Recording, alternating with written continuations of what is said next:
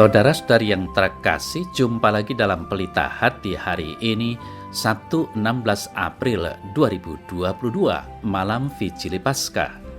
Bersama saya Romo Thomas Suratno SC dari Paroki Cilandak, Jakarta Selatan, mendengar dan merenungkan sabda Tuhan, yakni firman Tuhan yang tersurat dalam Injil Lukas bab atau pasal 24 ayat 1 sampai dengan ayat 12.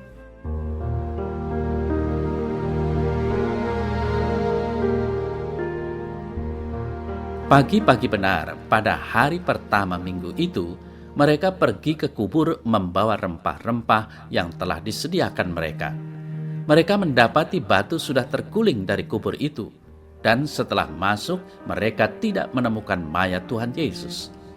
Sementara mereka berdiri termangu-mangu karena hal itu, tiba-tiba ada 2 orang berdiri dekat mereka memakai pakaian yang berkilau-kilauan.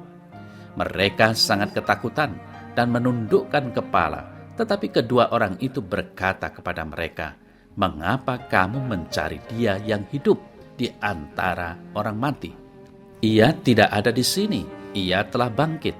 Ingatlah apa yang dikatakannya kepada kamu ketika Ia masih di Galilea, yaitu bahwa Anak Manusia harus diserahkan ke tangan orang-orang berdosa dan disalibkan, dan akan bangkit pada hari yang ketiga." Maka teringatlah mereka akan perkataan Yesus itu. Dan setelah mereka kembali dari kubur, mereka menceritakan semuanya itu kepada ke-11 murid dan kepada semua saudara yang lain. Perempuan-perempuan itu ialah Maria dari Magdala dan Yohana dan Maria ibu Yakobus. Dan perempuan-perempuan lain juga yang bersama-sama dengan mereka memberitahukannya kepada rasul-rasul. Tetapi bagi mereka perkataan-perkataan itu seakan-akan omong kosong, dan mereka tidak percaya kepada perempuan-perempuan itu. Sungguh pun demikian, Petrus bangun, lalu cepat-cepat pergi ke kubur itu. Ketika ia menjenguk ke dalam, ia melihat hanya kain kafan saja. Lalu ia pergi dan ia bertanya dalam hatinya apa yang kiranya telah terjadi.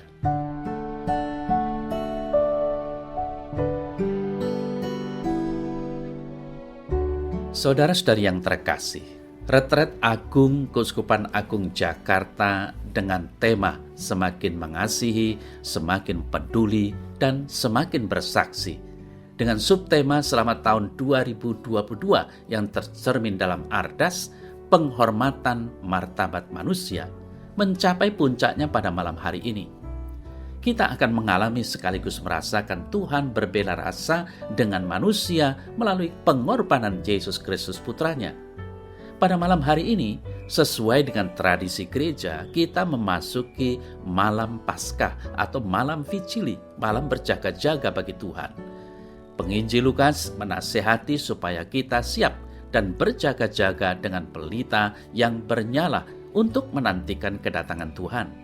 Apabila Ia datang dan kita siap sambil berjaga, maka Ia juga akan mengundang kita untuk duduk dan makan bersama pada satu meja perjamuan. Saudara-saudara yang terkasih, ada seorang sahabat pernah bertanya, apakah Yesus benar-benar wafat? Apakah Dia benar-benar bangkit? Yesus memang benar-benar wafat di kayu salib.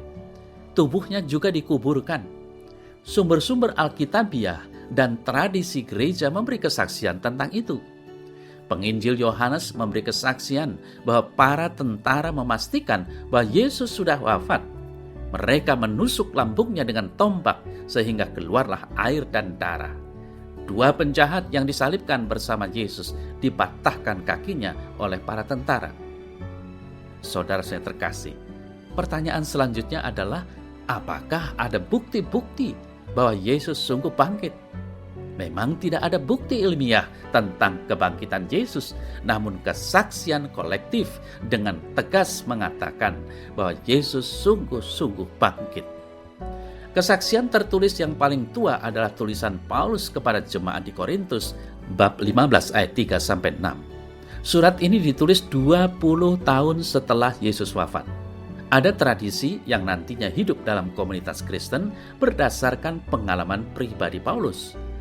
Perempuan-perempuan sebenarnya tidak memiliki hak untuk memberi kesaksian, tetapi justru merekalah yang pertama menyaksikan Yesus yang bangkit. Para murid mengalami penampakan Yesus yang bangkit, dan butuh proses supaya mereka sungguh-sungguh percaya. Memang Yohanes melihat dan percaya, Yohanes 20 ayat 8.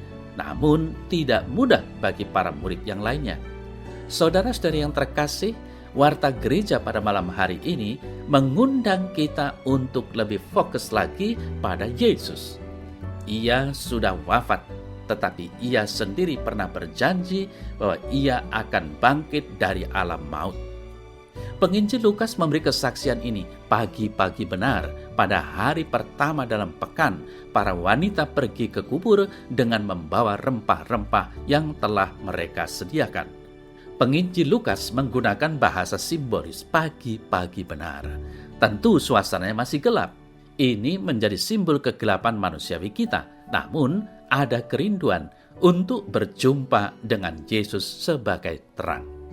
Saudara-saudara yang terkasih, mereka, para wanita, membawa rempah-rempah karena mereka masih terpesona dengan Yesus sebagai manusia. Ia pantas diberi rempah-rempah supaya tubuhnya awet. Padahal ia sudah mengatakan tentang kebangkitannya, tetapi mereka belum mengerti. Karena Roh Kudus yang dijanjikan belum diterima. Apa yang terjadi? Dikatakan bahwa para wanita ini bingung karena mereka hanya melihat makam kosong. Para wanita masih terpesona dengan Yesus sebelum masuk dalam misteri Paskahnya. Saudara-saudara yang terkasih, perjalanan iman mereka baru mulai bertumbuh untuk melihat Yesus sungguh-sungguh sebagai Tuhan. Mereka memang bingung karena iman mereka masih kecil, masih dangkal, baru bertumbuh dan berkembang. Itu sebabnya mereka diberi pencerahan oleh dua malaikat dalam rupa dua pemuda. Mengapa kamu mencari yang hidup di antara orang mati? Dia tidak ada di sini, dia sudah bangkit. Ingatlah akan perkataan yang telah disampaikannya kepadamu. Putra manusia harus diserahkan ke tangan orang berdosa, disalibkan dan bangkit pada hari ketiga. Saudara-saudari yang terkasih, bagaimana reaksi para rasul yang semuanya kaum pria?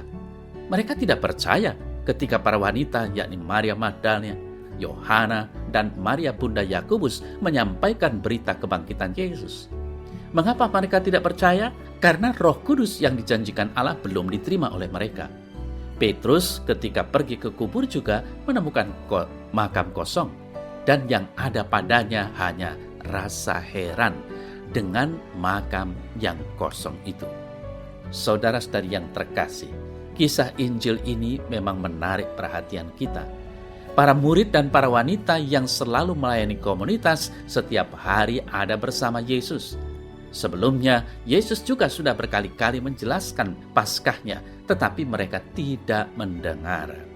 Rupanya mereka masih berada dalam bayang kegelapan dan euforia bersama Yesus yang hebat dalam karya dan sabda sebelumnya. Tetapi saat ini adalah saat yang tepat di mana mereka harus membuktikan diri sebagai orang percaya.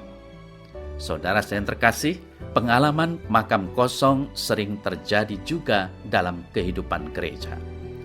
Orang berada di zona nyaman ketika ada kesadaran bahwa dirinya dibaptis. Tetapi ketika ada penganiayaan, penderitaan, maka makam kosong menguasainya. Apa yang harus kita sadari sebagai pengikut Kristus? Paulus dalam bacaan epistola mengajak kita untuk percaya secara radikal bahwa Kristus telah dibangkitkan dari antara orang mati dan tidak akan mati lagi. Hal ini harus disadari oleh orang yang dibaptis. Paulus menulis, saudara-saudara kita semua sudah dibaptis dalam Kristus, telah dibaptis oleh kematiannya. Kita juga dikuburkan bersama Dia oleh pembaptisan kematian. Karena kebangkitan Kristus, maka kita juga akan hidup dalam hidup baru.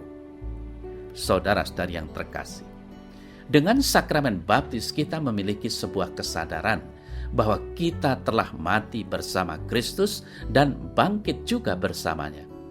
Hidup lama sudah diubah menjadi hidup baru di dalam Kristus karena Ia juga tidak mati lagi.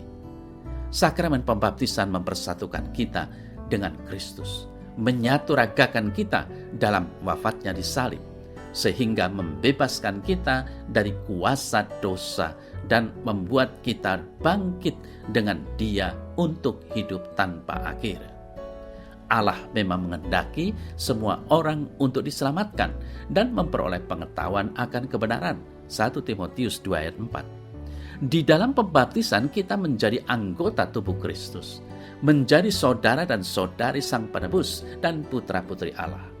Kita dibebaskan dari dosa, direbut dari kematian, dan hidup dalam kemuliaan kekal bersama Yesus.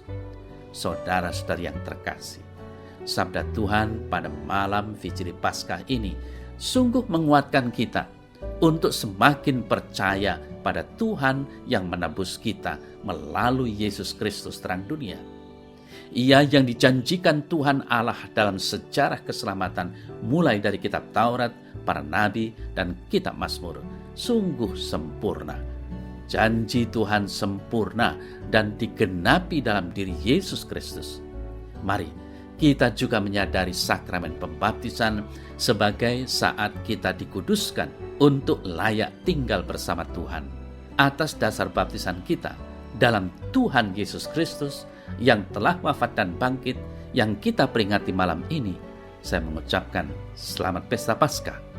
Semoga mendorong kita untuk semakin mengasihi, semakin peduli, dan semakin bersaksi bagi sesama di tengah-tengah masyarakat di mana kita berada.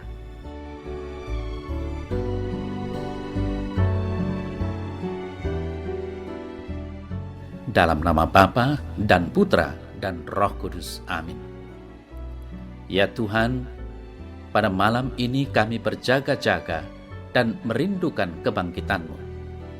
Semoga Engkau sungguh bangkit dalam diri kami, supaya kami semakin bertumbuh dan berkembang menjadi sempurna sesuai dengan kehendak-Mu.